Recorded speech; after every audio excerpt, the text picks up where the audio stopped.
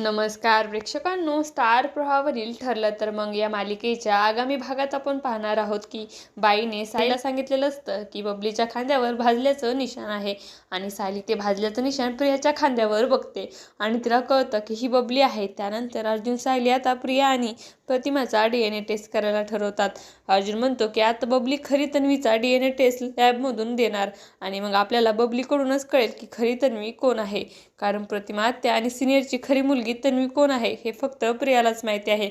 सायली म्हणते की आता फक्त प्रियालाच कळलं पाहिजे की आपण तिचा DNA टेस्ट करतोय, म्हणजे मग ती रिपोर्ट्स बदलेल. तर इकडे प्रियाला आता अर्जुन सायलीचा डाव कळतो. प्रिया म्हणती की तुम्हाला माहिती पडलं आहे की मी खरी तन्वी नाही आहे, पण मी हे सत्य कधी समोर येऊन देणार नाही की खरी तन्वी सायली आहे.